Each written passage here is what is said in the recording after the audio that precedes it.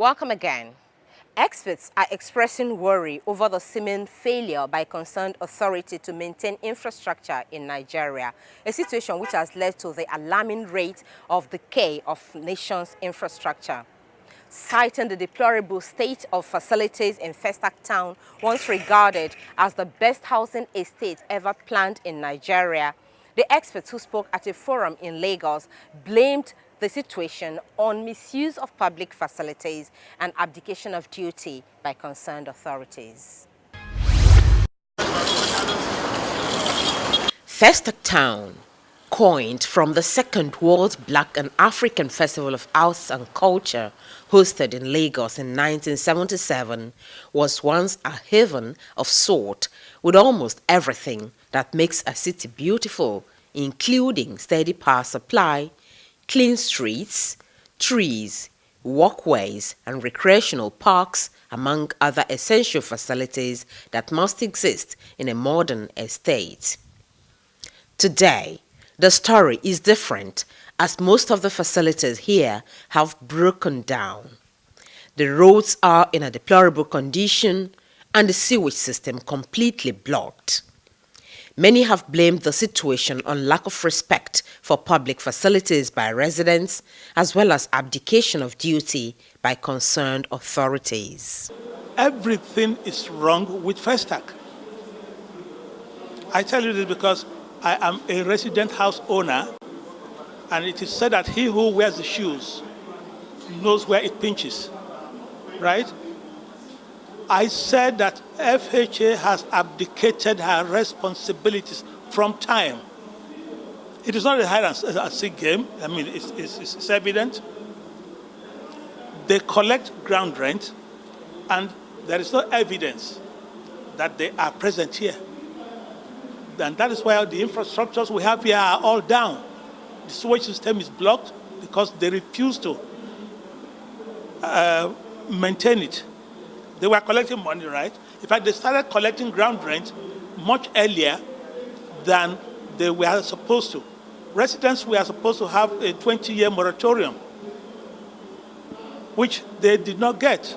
Worried by this development in Festac town and indeed other estates springing up daily in the country without essential facilities, environment stakeholders are meeting to seek ways of addressing the root causes of the defects and their impact on the environment. We have this research we do conduct in our outfit every year, and we have a whole lot of issues concerning facility management.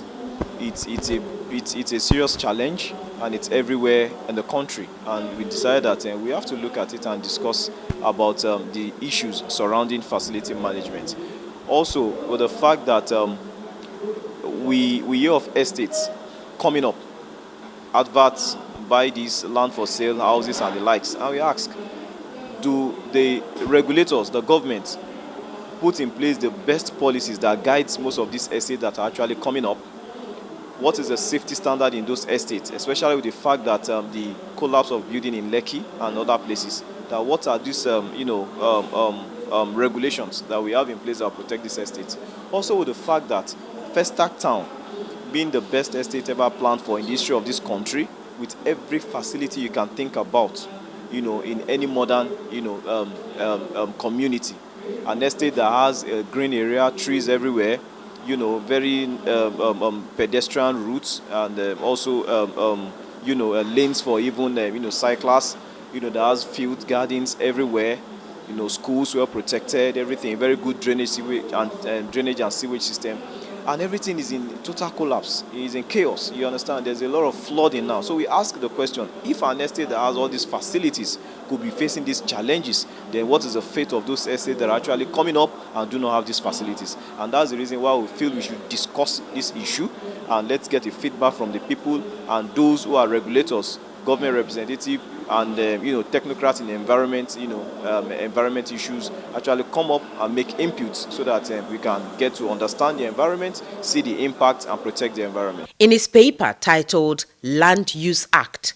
The Challenges on Housing Schemes and Environmental Effects, the guest speaker Muiz Banire, former Commissioner for Environment, Lagos, harped on the need for an urgent surgery of the Land Use Act 1978, describing it as antithetical to itself, particularly in the area of obtaining certificate of occupancy and consent procedures. We need to simplify the process of procurement of CFO.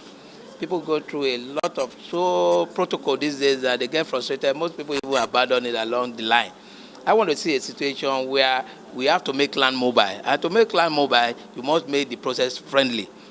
It must be a process that in which a lot of people, some states are now doing it. I think about 4 or 5 of them are doing it. Every did it successfully to say that people should come for fresh certification. And in that one, you need the minimum evidence attached to your application in which they will grant it. The truth of the matter is that a land granted to you by the governor of any state today is liable to be set aside if you are not the rightful person that is entitled to it under the Land Use Act. So don't waste your time. Let those people first be certificated properly and let them have something in form of a title that they can always trade. It must be a land itself must be made tradable. Unlike what we have today to the large extent, it's like a debt asset. And the same thing applies to consent. The procedure is equally suffocating today.